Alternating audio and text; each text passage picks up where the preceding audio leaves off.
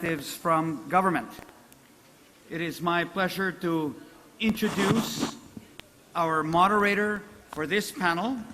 He is the Executive Director of the Philippine Business for Social Progress, a business association of about 400 companies in the Philippines who want to exercise not only their CSR, but their inclusive business. Under his leadership, PBSP became more strategic in the use of CSR, and 2 years ago set up the Inclusive Business Imperative. It is my pleasure to introduce the Executive Director of PBSP, Rafael Rapa Lopa. Rapa? Thank you, Bill. Let me just begin the forum by thinking, while I was sitting there listening to the earlier panel, and people started talking about whether IB is better off without government. I started to ask myself whether the panelists that will be here now would really want to still talk about what they want to do.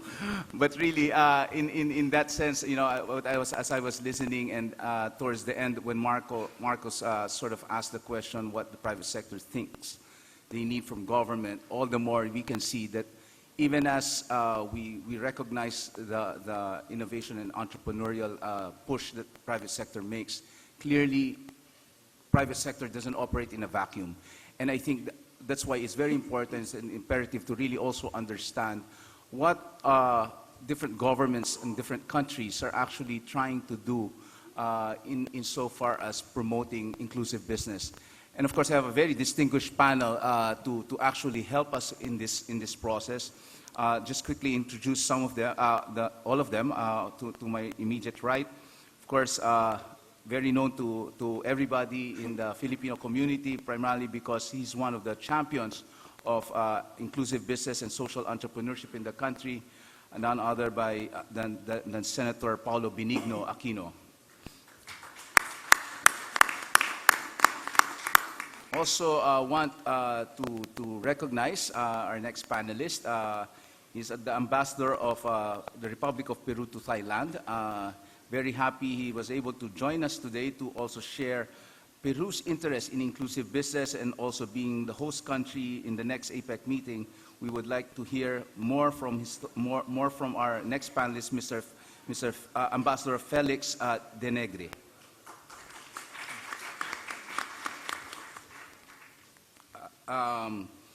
Our third panelist is our friend from Mexico. He is the director for international he has served as minister representative for NAFTA in Canada on behalf of the Mexican government. Third member of our panel is Mexico's general director for international trade rules and Ministry of Economy, none other than Mr. Carlos Pineda. And of course, last but not the least, our panelist from Japan, who is a Director for International Organization of Japan's International Affairs and Ministry of Agriculture, Forestry, and Fisheries. Let's all welcome Mr. Shigetoshi Ayoma.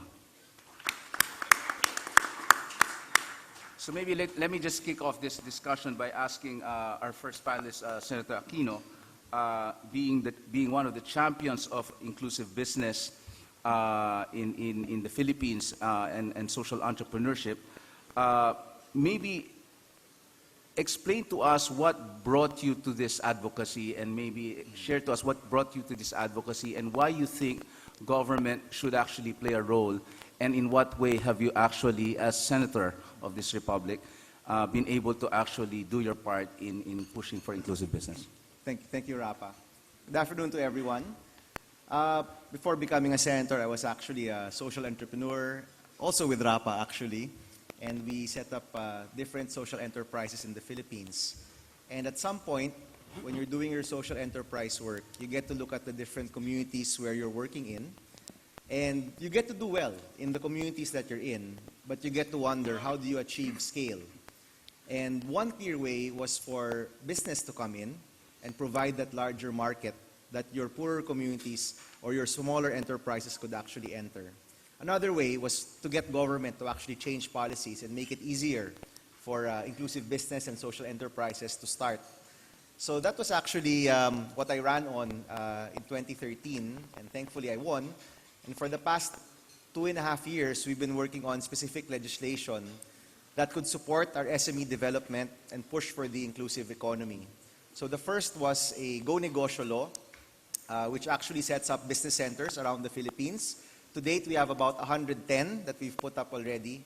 And these centers are set up through DTI, through the Department of Trade, to support your micro, small, and medium enterprises with access to finance, with market linkage, and with mentorship and ease of doing business. Now, Undersecretary Zenny is here, who's in charge of that project.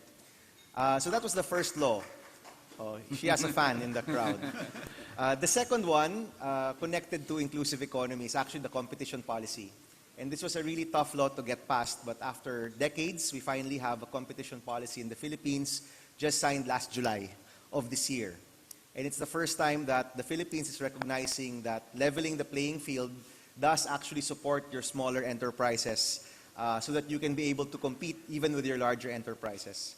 A third one that we passed also very recently is the Youth Entrepreneurship Act, and this creates the pipeline by which entrepreneurs can actually come out. And hopefully, with the right training, more young Filipinos will be taught how to be better entrepreneurs and even have that bent towards inclusive economies and social enterprise. The last one, which was just signed into law in November 3, was the Microfinance NGO Act of the Philippines, which supports our microfinance industry, which is a play for inclusive finance. Because we saw that the inclusive business efforts wouldn't be complete without that inclusive finance piece. So you're trying to create an inclusive finance piece, you're trying to create enabling mechanisms which government probably is in the best position to be in. Well, we're working on that actually, for government to be the enabler for our SMEs. And of course, third is to connect to market. No? And I think that's one gap that maybe until recently we haven't really focused enough on. And now the focus is really, how do you get your community-based enterprises to work with larger companies, in larger supply chains, or how do we get them to larger markets?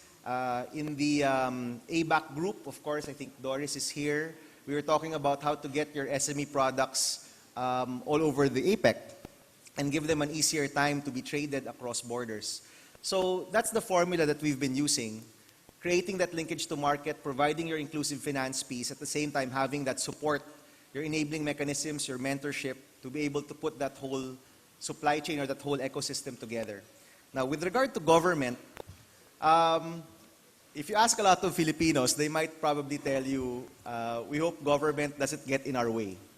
And I think the government employees who are here and the government officials who are here, we see a number of us, Ambassador Tambunting is here and the friends from DTI, we've been trying to reverse that. Reverse that perception that government doesn't help business to grow.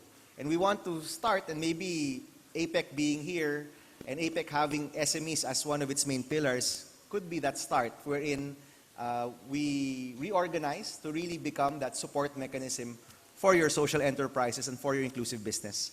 DTI has been, through BOI, of course, has been trying to create that framework wherein business, inclusive business, can be better supported. At the same time, we're trying to work with small and community-based enterprises through our regional office to be able to get our SMEs to a level where they can engage with larger companies. So that's the shift that we're trying to push. And we're hoping that now that inclusive economy is at the front and center, we can really make that big push for the next 15 to 20 years in the country. Thank you, Mr. Senator. It's very interesting how we are actually very aggressively pushing this whole thing in such short time here in the Philippines. But I'm really very curious how other countries are actually moving towards inclusive business. Of course, the next host country of the APEC, which is Peru, is very much in the spotlight right now to find out.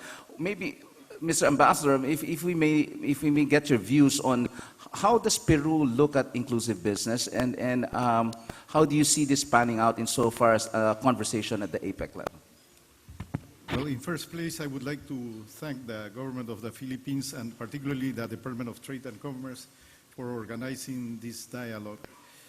We in Peru, I would like to say, think that it's very important to give continuity to the issues that are being prioritized by APEC, not only for 1 year, but to give them continuities in 2 or 3 years, because we think it's very important to strengthen certain policies. Without continuity, there's little strength and there is little possibility of really developing issues. So that's the general view of Peru in regard to the priorities of APEC.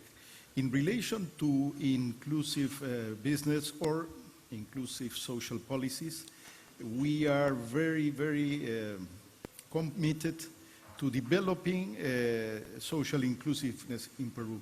Traditionally, I think in Latin America, inclusiveness have been seen more by the side of the state. That's been the traditional outlook. I think that nowadays we had a Peruvian guest and a Mexican guest, so in Latin America and in general in the world, no, but I'm talking about Peru and a little bit about Latin America. We are starting to understand the advantages of supporting and the inclusive business. In the sense that Latin America is the region that has the greatest disparities in distribution of wealth, even though we are not the poorest region in the world. In the case of Peru, you know, we have had, fortunately, 10 very good years of growth. We have averaged more than 6% growth, and that has allowed us to decrease poverty from 2004 to 2012 from 49 to 30, and extreme poverty from 17 to 9. Still, there's a problem in Peru because our geography is very difficult. We have a thin coast that's a desert, a bigger territory that's a mountain, the Andean mountains, chain mountains, and then the Amazon basin. Poverty is much greater in rural areas. As I said, you know, we are around 30%, but in rural areas, it's double that proportion. It's 60%. So how do you manage to bring out people from poverty? There's many ways. I think investment in education is one way, for example. Infrastructure is another one. They talked about that. Clear politics are very important. But I think the role that the private sector is playing with inclusive businesses is extremely important, because it's helping people to build capacity building, and creating innovative ways of people to work and gain an autonomy. Therefore, for us, the inclusive business are very important, and it's one of the issues we would like to keep dealing with during the next APEC meeting as a host. No? We think the potential of inclusive business is very great, and what I heard of the people in the private sector talking, and I agree, I think, with my Peruvian national and Mr. Ayala, that there's two basic things that governments can do, no? Infrastructure and clear politics, because you need both, no? Infrastructure and clear politics. And those politics, if we work them in a bigger structure like APEC, I think will have a greater impact. No? Before they spoke about global value chains, and I think in a globalized world, we need those greater structures so countries don't develop autonomously. So the APEC forum is a wonderful place to work these ideas, to give them shape and to bring forces from the different economies. No? So we are very much looking forward to develop these ideas that we've been hearing here, and to try to give some, how to say in Spanish, you say algunos aportes, in English, I don't know, give something more to the debate, let's say, no? Yeah. To this issue, no? So we are very much encouraged and committed to work with this issue of inclusive business. Thank you very much, Mr. Ambassador. That's very encouraging. And I think that further inspires all our panelists to actually also try to bring more of our thoughts and ideas into the conversation so that we can really enhance the dialogue that has to go about, that we need to do on inclusive business going into the next conference in Peru. And therefore, if I may, I think Mexico is one of the also aggressive countries in so far as pursuing inclusive business. Of course, CEMEX example earlier showed that Mexico companies are very much attuned to this whole idea. We were just wondering, how has the government actually played a role in trying to encourage this whole process and trying to get private sector more involved in inclusive business models? Good afternoon to everybody, and thank you very much for the organization of this panel to the Government of Philippines. And thanks for the questions. I would like to explain what Mexico is doing to make a better environment for inclusive business and create what we are considering as a great social impact at large scale too. Let me explain a little bit how Mexico has been now constructing this new environment for inclusive business. I would like to say that over the last 25 years, Mexico has made a dramatic transition from a relatively closed economy to one of the most open countries in the world. Aside from implementing a series of domestic measures to deregulate business activity and encourage private investment, Mexico has embraced also international free trade agreements as a means to promote international competitiveness and export-oriented growth. I would like to say that in the case of Mexico, economic openness has resulted in a larger than expected trade and investment volumes. For example, in the last 20 years, when we negotiate NAFTA and get into force, and the different free trade agreements that we have been signing, it has been a result. For instance, our trade has multiplied by more than 6 times, while the export increased 7 times, and he giving us a position in the world trade, a really privileged position, because we are the 12th most important trader country worldwide. Regardless of the most tangible benefits of the openness, which translated into increasing growth, trade and investment, significant changes in the economy were not achieved entirely as expected. We can say that successfully transition to a full open economy, as I mentioned, over the last 20 years, creating competitive industries, for instance, the automotive and aerospace sectors.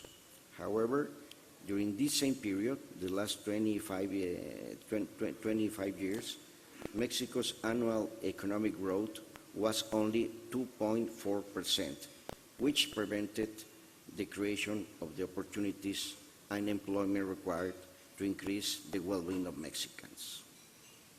Several factors adversely affect the competitiveness and productivity.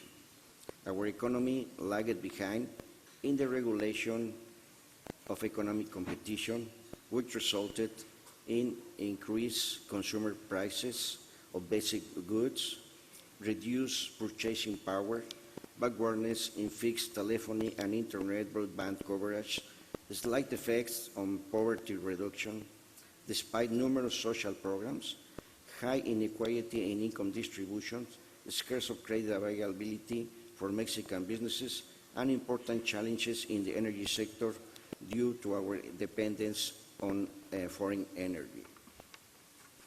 To face these challenges, the current administration assessed the best approach to overcome challenges, to increase competitiveness and the creation of new opportunities to improve the well-being of Mexican citizens, which resulted in motivation for Mexico to pursue the significant reforms.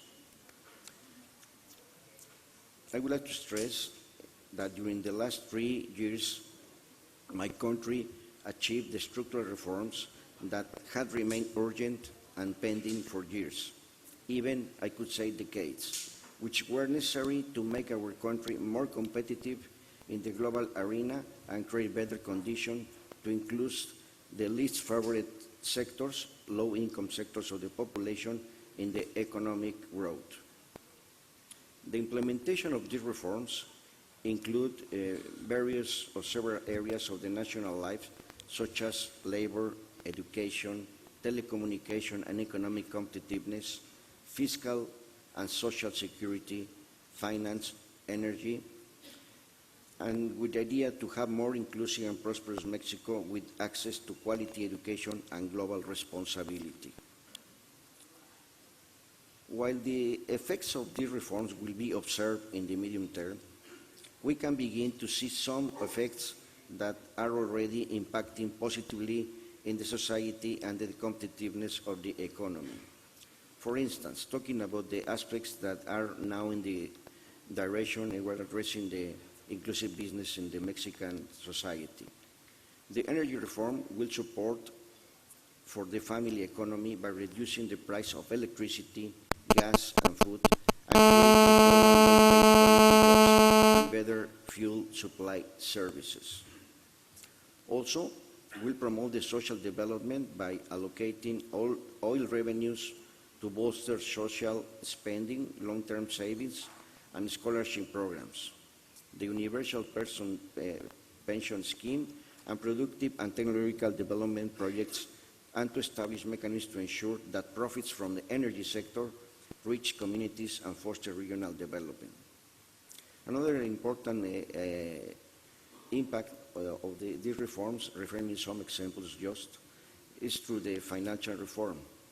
We have the opportunity to contribute with this reform on economic growth and grant more credit for enterprises and Mexican families. This reform will encourage the development of the Mexican financial system.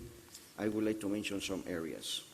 One is more access to financial products and services, reduce the cost of credit, strengthen the financial education and the protection of users of financial services, maintain a solid financial sector, and efficiency in financial institutions and its authorities. One of the most important results of this financial reform is that extends the level of credit and make it more accessible for Mexicans. Another example that is important to mention that is the impact of this reform is regarding the integration of SMEs into the market, global market, and we're facilitating the access to private banking funding for young entrepreneurs. This is a program that is now put in place and is working really well. For instance, entrepreneurs are interested in opening a new business. They are eligible to benefit for a young credit program, which will back them up to get accredited around $9,000. But if this needs to consolidate an already existing company, this credit can increase to $15,000. On housing, also, there's an important aspect that we have been commenting here as a model to inclusive business. We establish a national policy of housing, which consists in a new focus model to promote the orderly and sustainable development of the sector to improve and regularize urban housing, as well as to construct and improve rural housing. There are several examples that we are now having in the implementation of this policy, but the most important is the coordination and having a better interagency coordination. That has been also an important factor to create this kind of synchronization between the policies that are having the federal and the local and municipal government. Also, we are moving in these aspects of the housing toward a model of intelligent and sustainable urban development. Credits and grants from the federal government will be redirected to the promotion of the orderly urban growth and benefiting also the rural aspects. I think this is just some examples that we are now having in the aspects that how the structural reform are impacting Mexico. And for us, it's really important because as I mentioned, these several 11 structural reforms that are putting in place are now paving the ground to create this more better environment to facilitate trade, facilitate the access to families, facilitate the access to entrepreneurs to get this growth quality. So maybe we can elaborate a little bit later how these structural reforms are aligned with the APEC objectives, because also we can exchange our experience and what we are doing in this aspect and the APEC agenda. Thank you. Thank you very much, Mr. Pineda. It's interesting to see how governments are actually trying to create enabling environments also internally within country. I had a casual chat with our next panelist over lunch, and I was asking him the question, knowing that Japan is one of the most developed countries, and also given that it's also more known as really investing in high technology. I was actually wondering, to what extent is Japan really creating an environment to actually create models not only within Japan, or creating government interventions that actually address inclusive business in other countries. And I would like to ask our friend from Japan whether he could share some of the things that his government is able to do, not only within Japan, but also in other countries.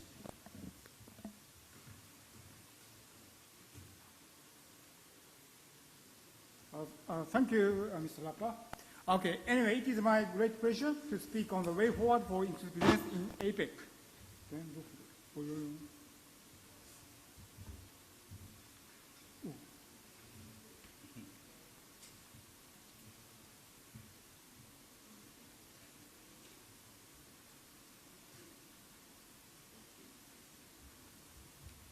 Okay, so today I will discuss only two things: Japan's effort for inclusive business and inclusive business and earthly innovation for rural development and poverty alleviation.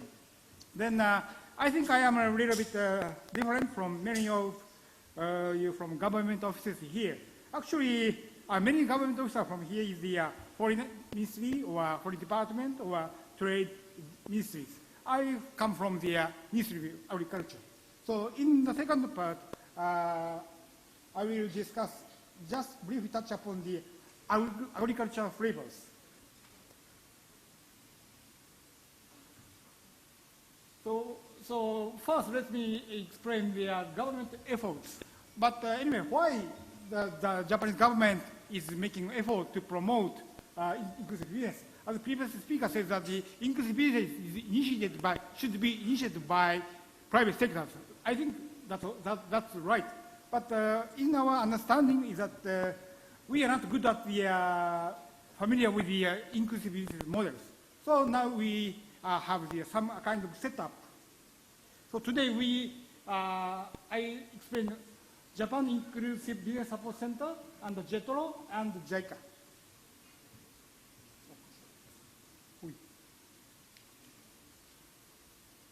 And this slide shows the Japanese Inclusive Business Support Center, which was established in 2010 by METI, Japan's Ministry of Economy, Trade and Industry.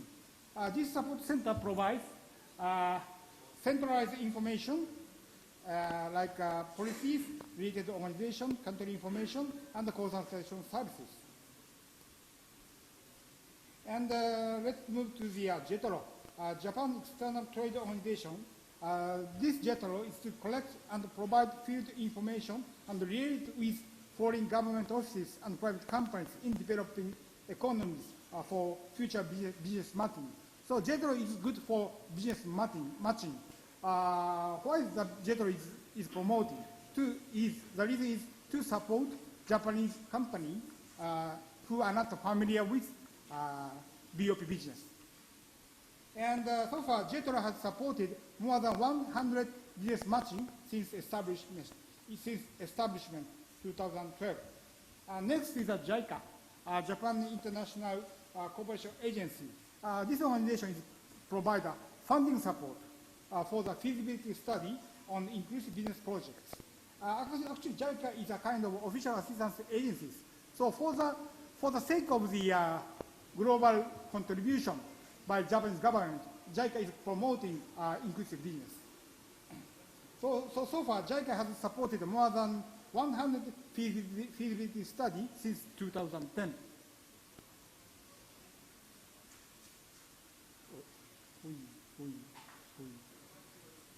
Okay, this slide shows a lesson from Japan's experience, and I would like to highlight the importance of the points to examine, the important alignment in the company's strategies. Many Japanese companies have succeeded in the area of high-valued market, like vehicles, motor vehicle, IT, something. But so the challenge that the proponents of inclusive business in a Japanese company has faced is how they persuade the company's top management, who are not always familiar with inclusive business, in the context of company strategy. So that's why alignment in the company strategy is very, very important for a Japanese company.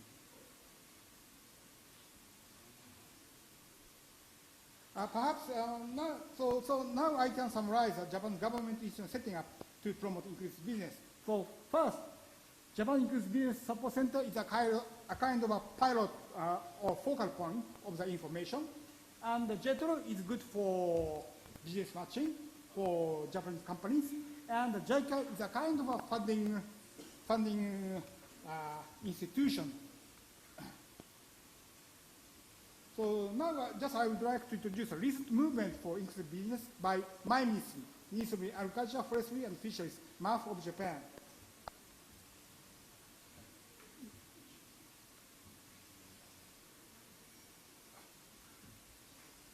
Japanese food-related companies have a lot of experience on improvement of nutrition. Based on this experience, Japanese food-related companies have contributed nutrition improvement in developed economies under BOP business. Left slide shows that Ajinomoto Cocoa Plus project in Ghana or Malawi. And the right hand is a Kikoman. This is soy sauce project. This is done in the from Kenya.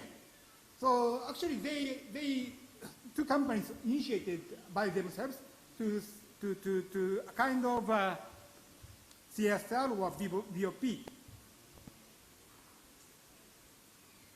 So based on this experience by Japanese companies, now we are preparing an establishment of public-private partnership platform, support of platform, in order to promote the international rollout of those nutrition improvement projects for possible future inclusive business projects. Okay, so now I would like to move to the second topics, inclusive business, Afri innovation. For Afri innovation, I think nobody knows Afri innovation. Yes. Right.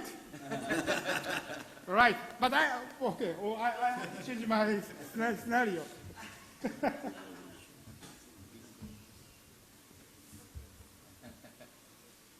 Okay, so before I explain the Afri innovation itself, I would like to mention about the food value chain.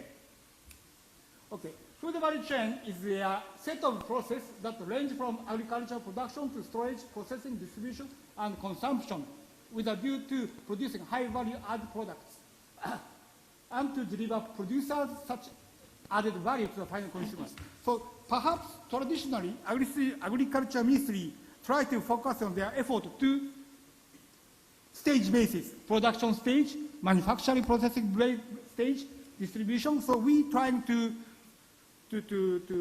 category-wise or stage-wise approaches. Now we are trying to move to chain, like a chain. So this, we are trying to change or added our change to add the new policies. So Afri innovation already, somebody says that Afri innovation is agri innovation, forest innovation, and fishery innovation. Actually, this is a coined word by our ministry. And Afro-innovation is adding value to agriculture, forestry, and fishery products in innovative ways by making a new combination and creating a value chain. The purpose is to expand the possibility of agriculture and fishery and forestry as an integrated industry as a result of movement from primary industry to tertiary industries. So Afro-innovation is almost the same of 6 industries. Perhaps 6 industries is not so popular, I think. But anyway, it's easy to understand. Everybody understands first industry or primary industry, let's say agriculture. The second industry or the industrial industry. The third one is the services industry. So 1 plus 2 plus 3 is 6. Or 1 multiply, 2 multiply, 3 multiply is all 6. So anyway, we integrate all industry. That's the concept of the 6 industries. So these 6 industries, I think that the 6 industrialization revitalize agriculture and the rural areas, and also it would improve income levels of the producers. So now Japanese Ministry of Agriculture are trying to focus on emphasizing to the international community Afro-innovation and value chain approach. So we are trying to put some words in the political statements. Then this is a kind of an example of the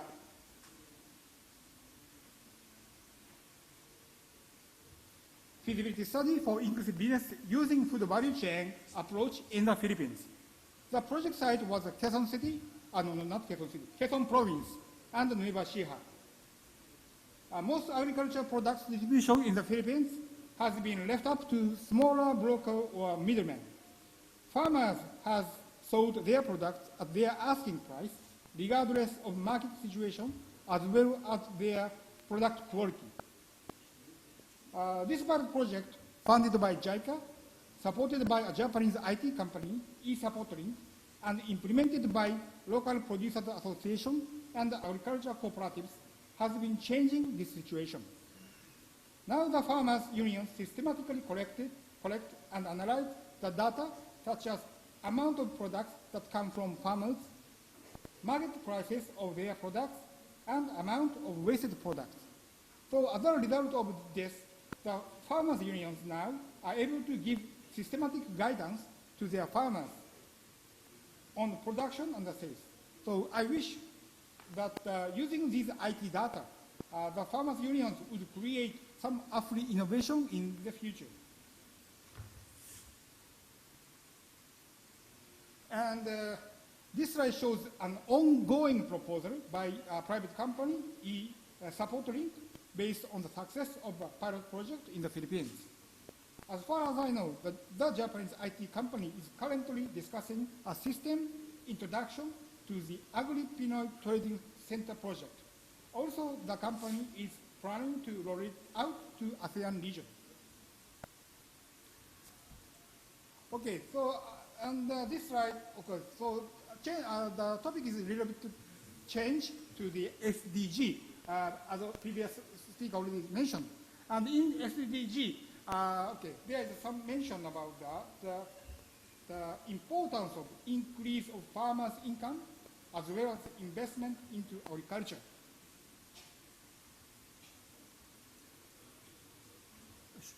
And also importance of agriculture investment for rural development is mentioned. This is the 2014 APEC Minister Meeting on Food Security, Beijing Declaration. So there's mentioning investment. But there is a question.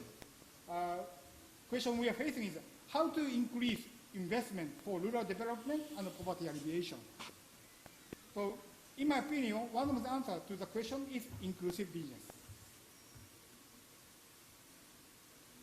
So in this end, I would like to conclude my presentation in 3 sentences. APEC should promote inclusive business for rural development and poverty alleviation.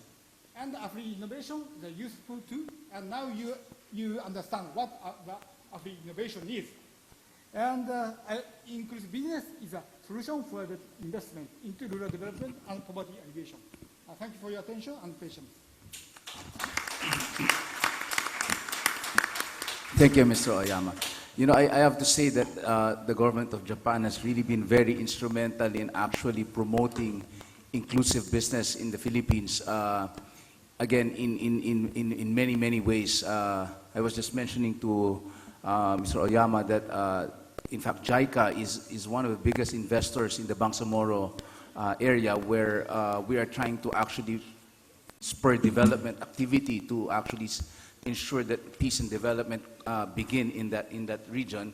And I think JICA is very much involved in really creating an enabling environment to actually help the Bangsamoro government, the armed government, to actually put in place much needed infrastructure, not to mention also some financing facilities that actually would encourage investments in the Bangsamoro. That's why we'd like to thank you very much to Mr. Oyama and the Japanese government for all the help. So I think just to pick up some of the major points that I heard from the panelists, we can see that this whole idea of inclusive business is really so new that even different countries have different levels of involvement in trying to actually define the role that government plays in promoting the whole idea of inclusive business. Because, of course, in essence, inclusive business begins from the private sector, and I think that was very evident in the discussion in the earlier panel.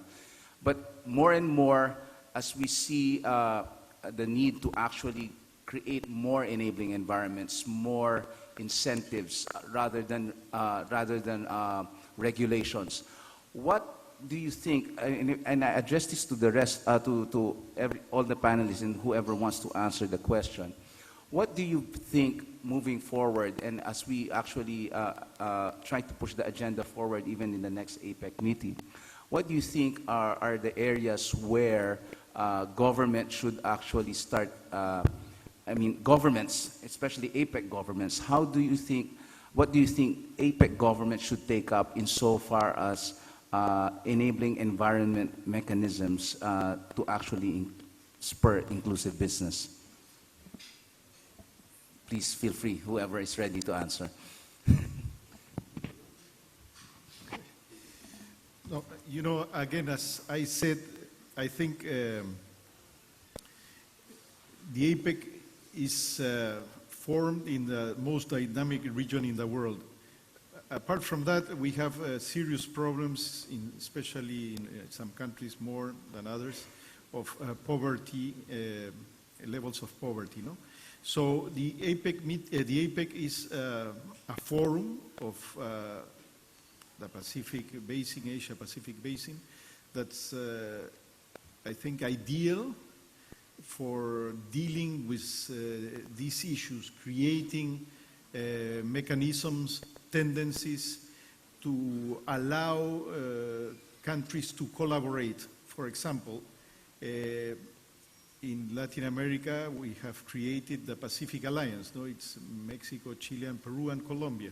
You know, three of us are the only members from Latin America of APEC. No, there's in Southeast Asia the ASEAN group, no, and we are very similar, and we have common problems, and we are members of APEC, and we have countries like Japan, US, China, I don't know, countries that have bigger economies, and that can help us, and I think we can work. It's complementary, no? So the APEC is, I think, an excellent forum to work these mechanisms, create tendencies that will help this very dynamic region in the world that can become a model of development. And again, I heard those things of global value chains, and we are in that area, no, that we can create. That's one thing that I think it's important, relating these e-businesses to a bigger market, to integrate part of that global chain of values, not only to create a small value, improve a little bit in what they do, but to become part of the world. In Peru, one of the problems we have is we are very far away from everywhere, no? When I came to Southeast Asia, my mother's still alive, she was telling me, you are going so far away, you know? And when I've been here, I think I am so far away, you know, Peru is so far away, you know, because Eurasia is the biggest mass land and the biggest demography. Latin America, we are around 60 million. All of Latin, from Mexico down south. So it's small, it's very difficult to integrate. In Eurasia, you have the steppes, so that's why Genghis Khan could conquer by horse only.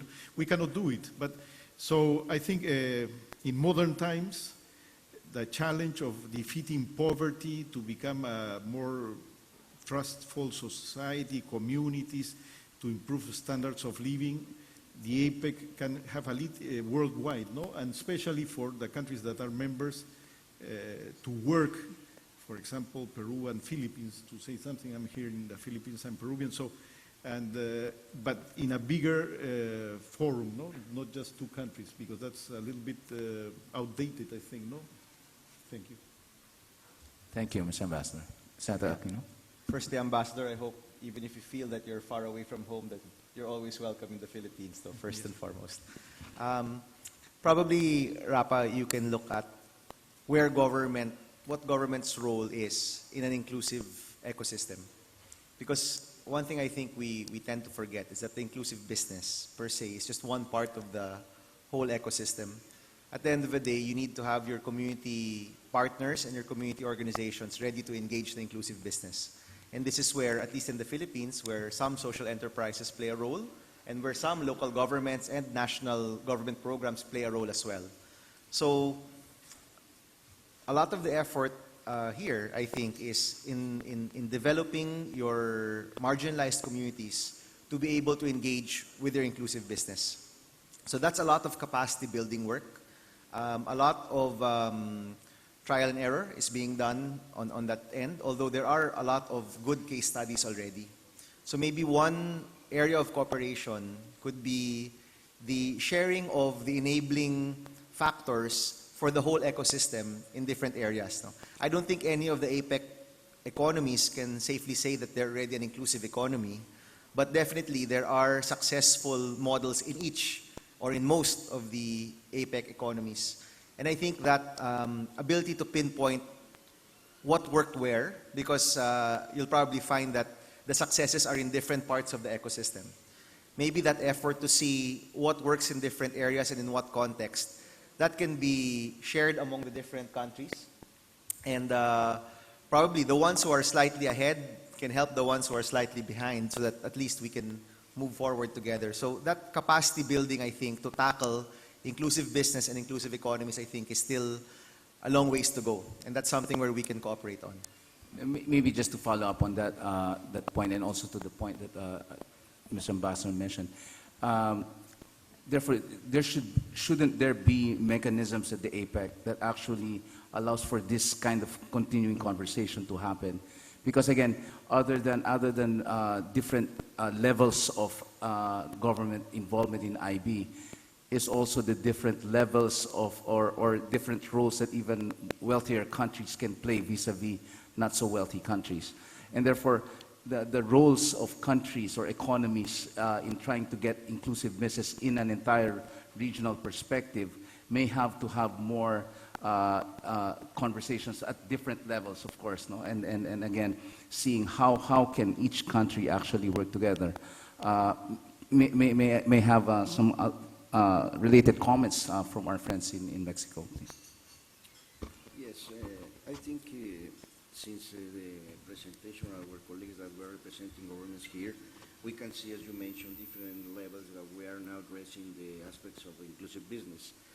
I think the APEC agenda is really broad, and we are working in several aspects exactly to create a better environment for inclusive business. For instance, we are now having the renew agenda for structural reform.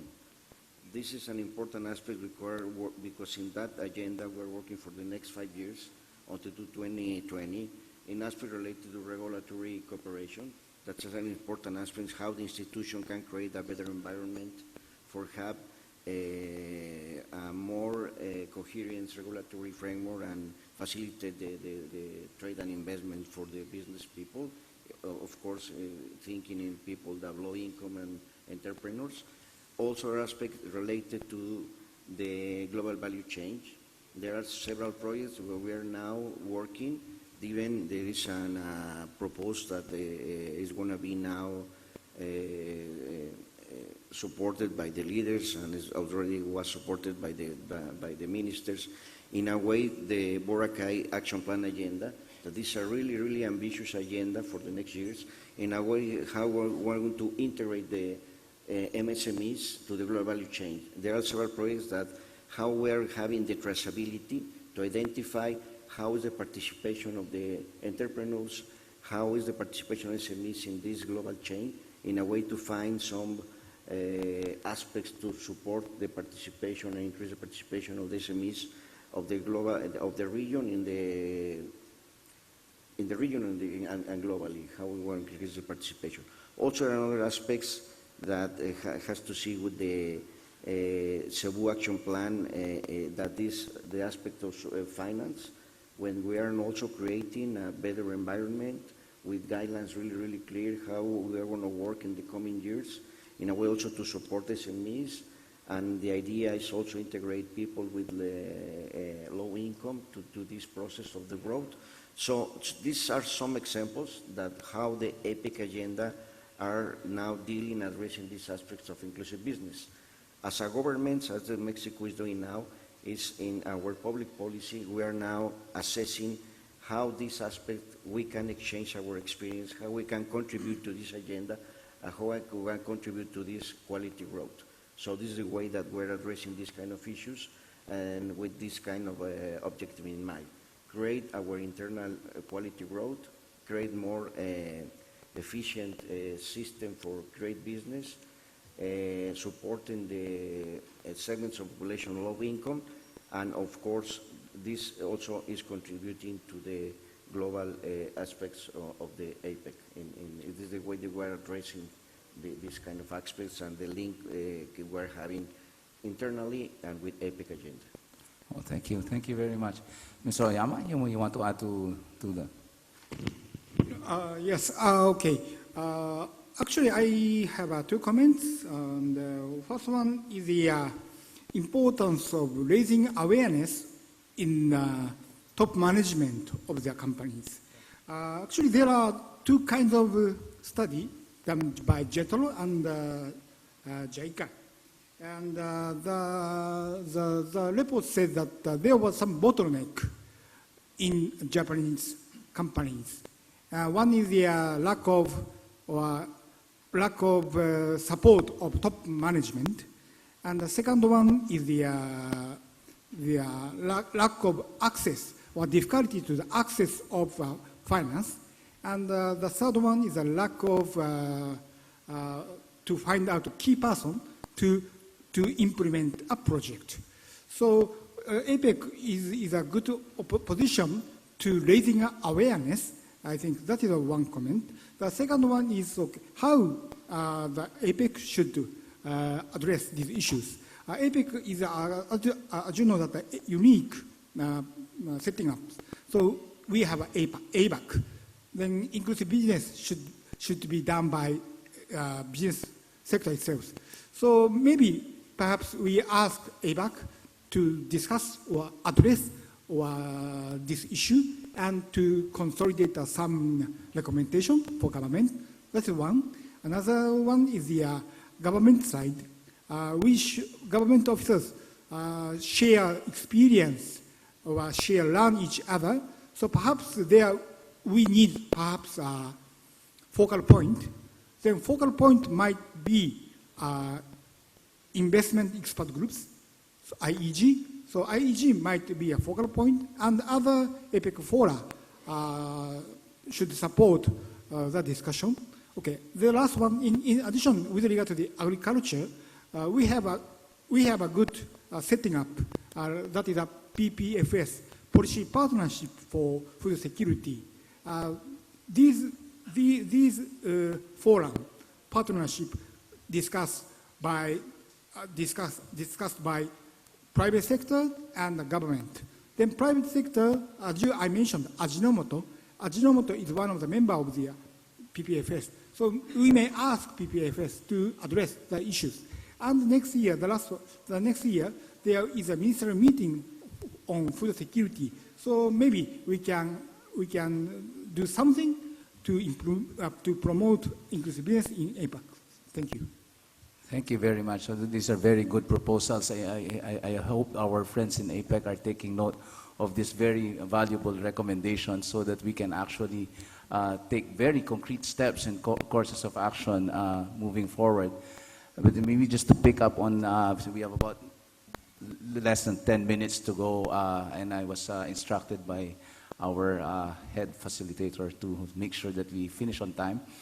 Maybe just as a last question, just to pick up from the comment of Mr. Oyama on the need to actually make business leaders more aware or more conscious about the need for inclusive business.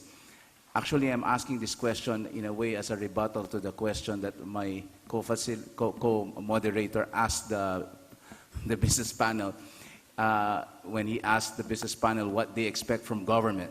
I think in turn, I would like to give our friends from government their turn to actually share what do they expect from the business community. I think it's important to see how these key players of growth in every economy need to see what are the interests of governments or what government is thinking insofar as working closely with the private sector so that moving forward we can also see what issues or what concerns we should actually bring to conversations at the APEC and even at the global APEC conversation. So maybe anybody again can start and share what they expect from the business community.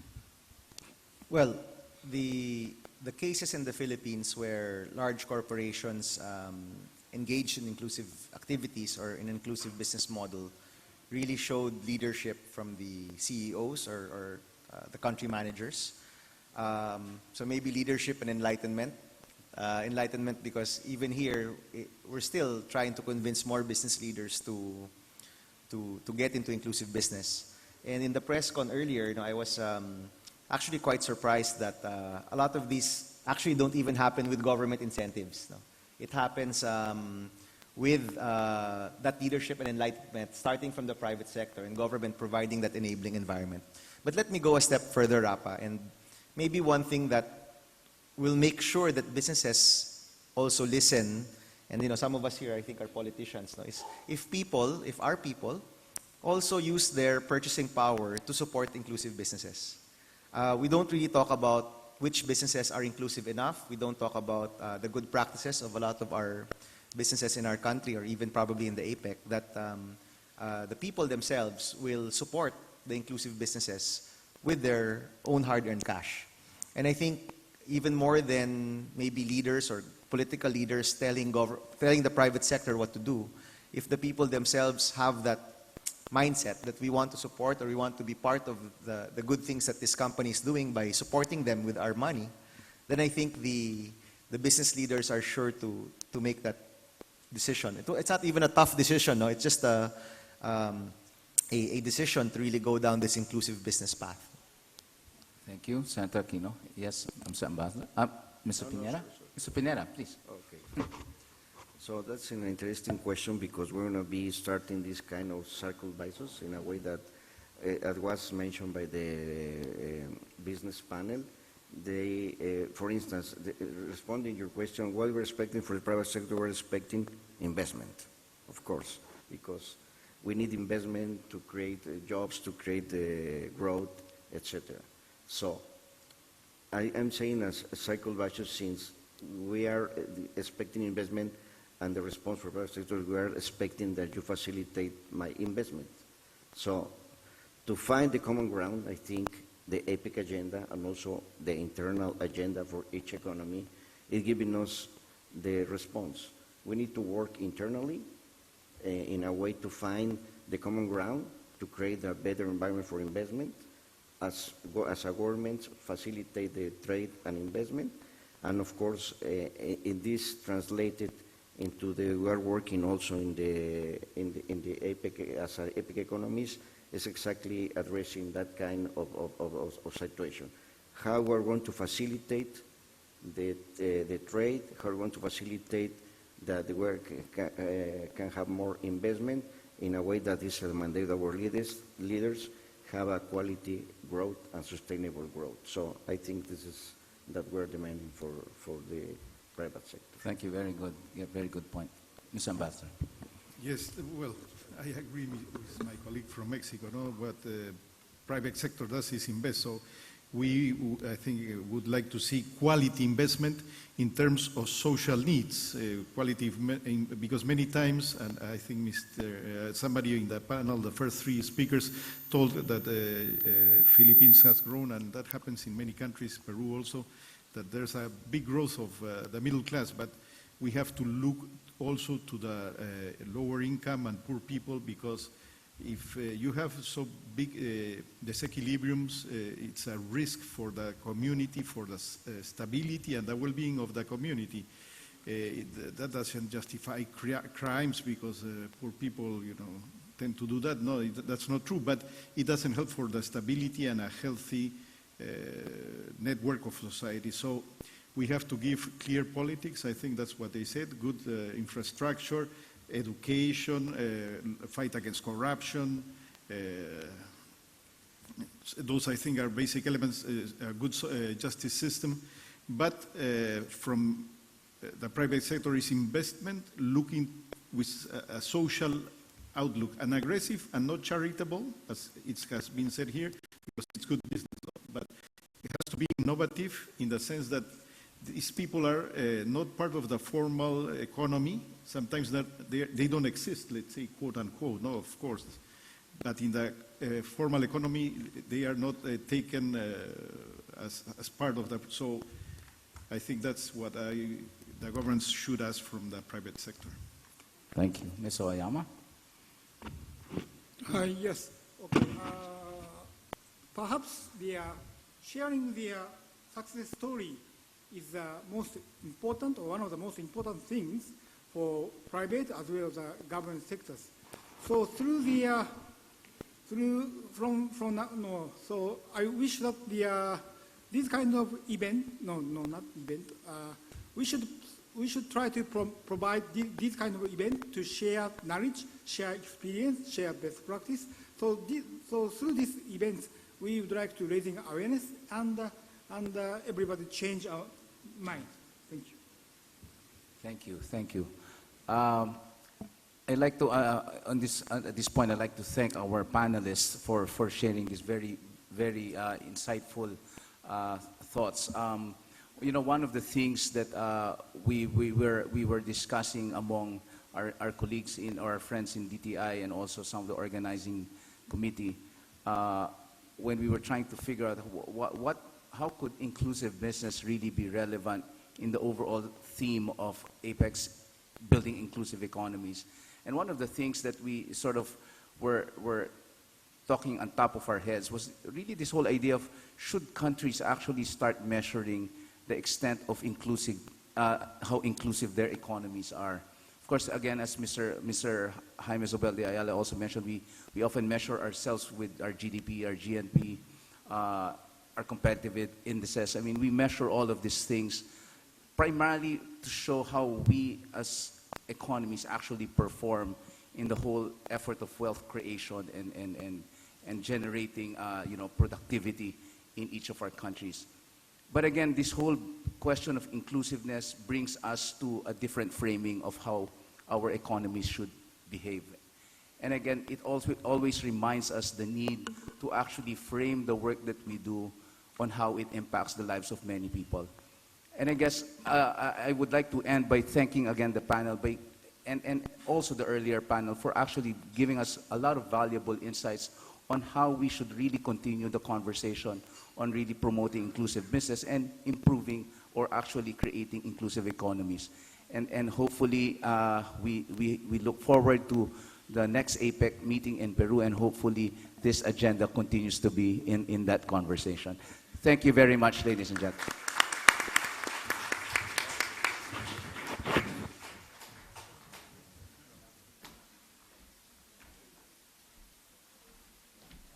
Ambassador? Ambassador Denigri?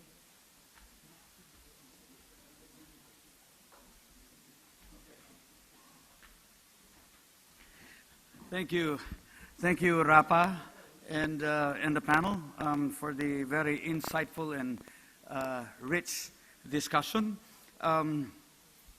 It's always a tough job to try to summarize everything, but fortunately that job doesn't fall to me. It is my pleasure to introduce to you Dr. Alan Bollard, the Executive Director of the APEC Secretariat. I've met Alan several years ago when I started my work, my participation in ABAC through my membership in ABAC Philippines as an alternate member. And I thought I knew a few things about him. Governor of the Reserve Bank of New Zealand, Secretary of New Zealand's Treasury. I know he was an author and authored at least one book, if I'm not mistaken. But I learned something new today, that he has designed a computer simulation game called Oikonomos, where you get to play a superhero, a minister of finance, and try to make decisions on safeguarding your country in the context of a global financial crisis. So I didn't know he was a game designer. And maybe after this discussion, he will also design a game on inclusive business. So let me invite both Dr. Alan Bollard and Ambassador Denigri up on stage to deliver their closing remarks.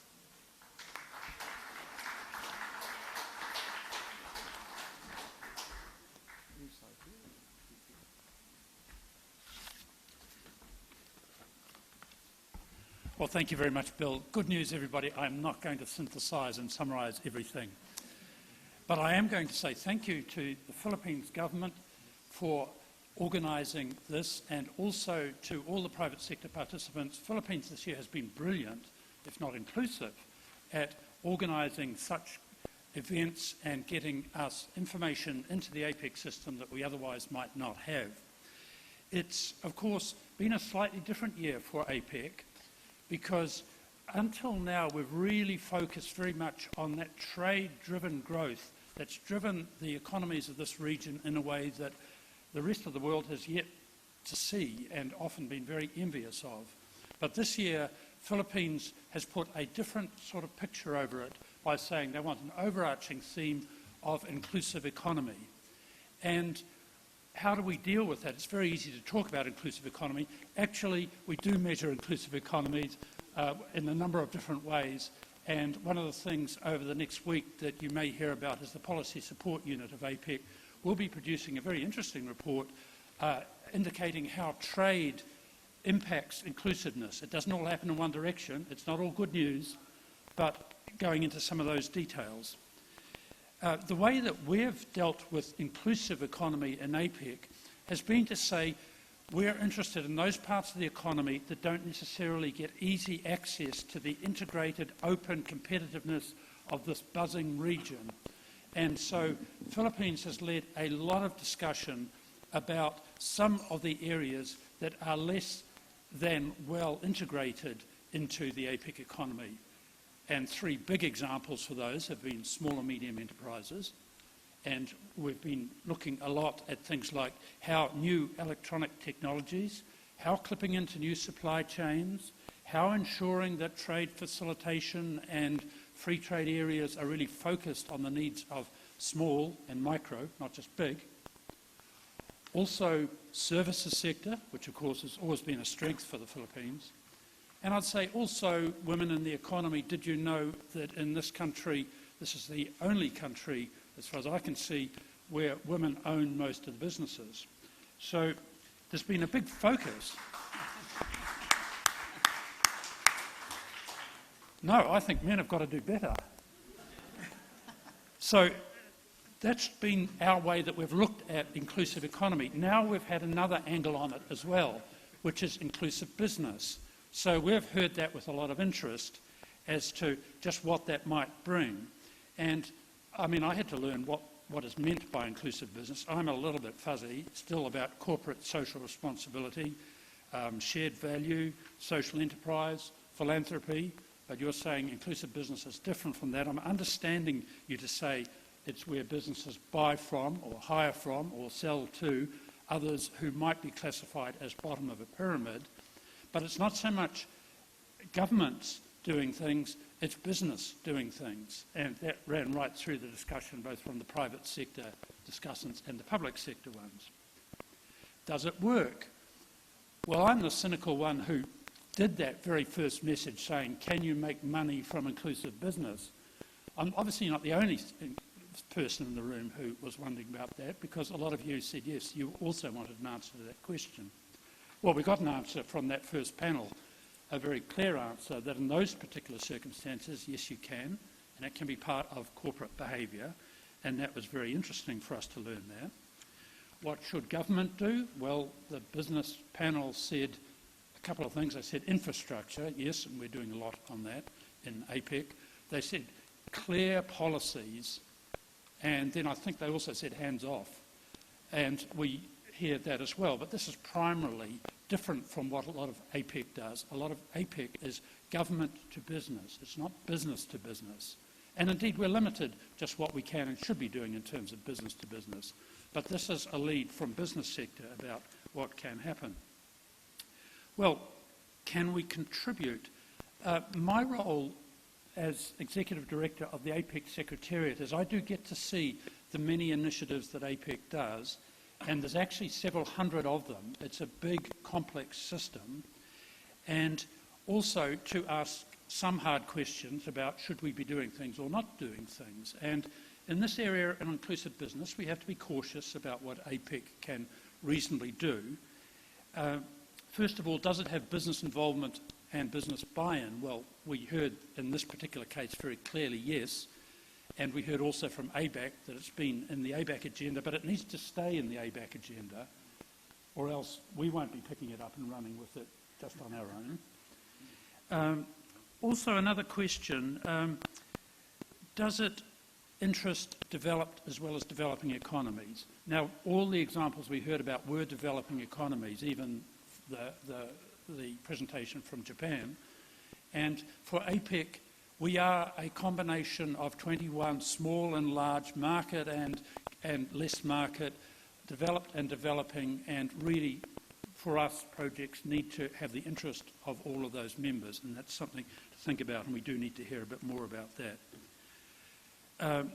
Is APEC the right organisation? We're not a development bank, and we're also not a poverty reduction agency, primarily. What do? We spread best practice and communicate best practice in those standalone areas that we're operating in. And in those interconnected areas we're operating in, we help find harmonised systems, common platforms, integrated ways of making things fit together in a similar way so that we don't have an American system, a Chinese system, a Japanese system, a something else system. We have systems that work together and can interconnect appropriately. So I think that is a question for us. Now, we also do certify processes where we find good processes that can work more generally, and I'm sure there are things that we can do. I think we're also something of a test kitchen. That's been our history. Initially around border issues, trade facilitation, then behind the border, business facilitation, and a lot of the good ideas you'll see around WTO, TPP, things like that, did start in APEC, and that's what we still continue to be quite good at, but that's because we are a voluntary consensus-driven organisation, and again, that's something where we can help spread word on inclusive business, but we can't just do or order inclusive business. One thing we didn't hear very much of today was that this has already been discussed in APEC in the Investment Experts Group. We heard a bit from our Japanese colleague on that. And actually, the Investment Experts Group, led partly from the Philippines, did develop quite a bit of material there, and it's there on their website that you can see. And in addition, some of this was discussed also in our policy partnership on women in the economy last month. So there has been some discussion about it. Where could it go from there? Well, I can certainly think of a number of areas that APEC could be interested in. We did take note of what you said on policy partnership, on food security in Peru next year. That is a possibility. We can also think of a number of other areas of work we're working on in energy, mining, rural product study, smallholders and global value chains, and regulatory reform, as Carlos said, where we could also see it tied in more closely. But for us to take it forward, certain things do need to happen.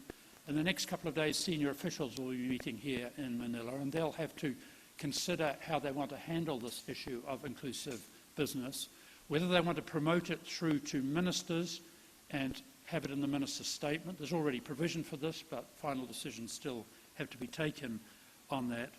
And then it actually needs to have a home in terms of the working groups and where that might be actually moved forward. Philippines has shown a lot of leadership in all of this, but it's only going to go forward if the next host for APEC is interested in showing that as well, and that will be Peru. And at this stage, I've got the pleasure of handing over to Peru Ambassador de Negri to close this. Thank you very much, everybody.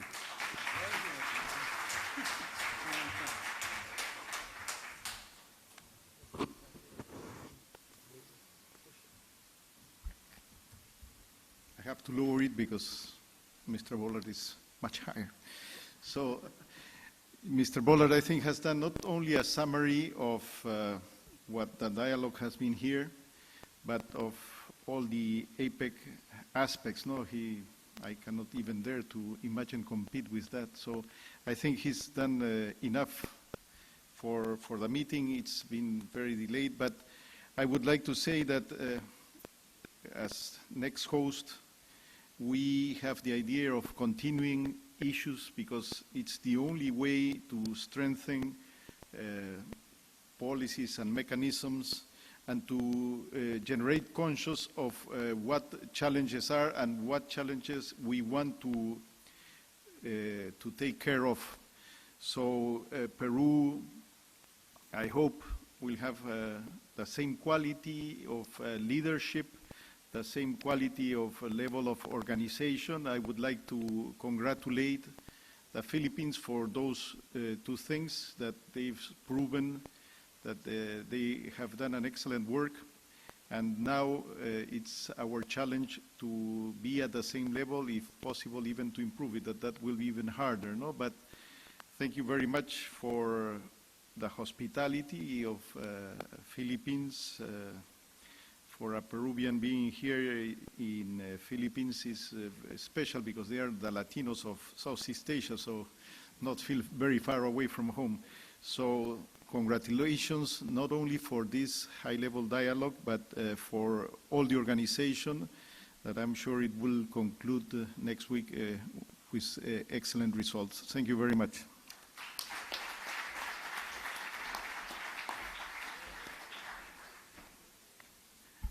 Thank you, Dr. Bollard and Ambassador de Negri.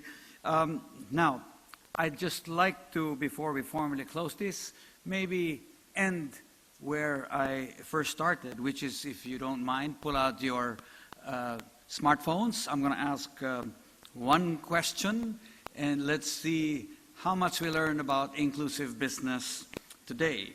So if you go back to your audience response system, we'll post up the question. What are the characteristics of an inclusive business model? Okay, I see a few answering. Here again, let me repeat. What are the characteristics of an inclusive business model? It seeks market returns, it utilizes commercial funding, it engages low-income people as part of the company's core business, or all of the above?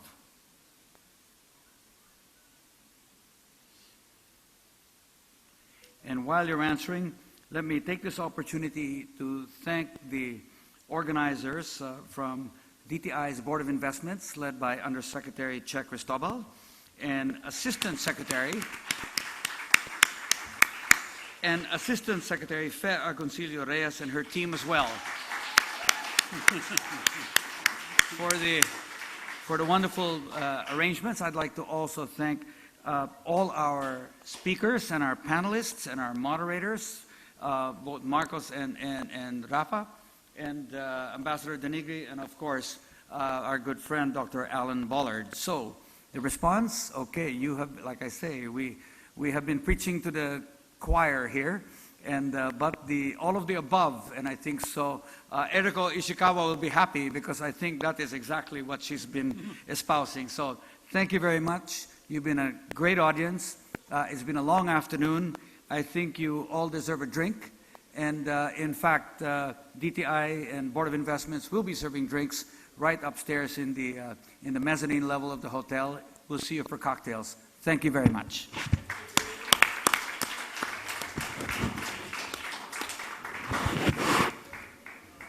Alan, thank you.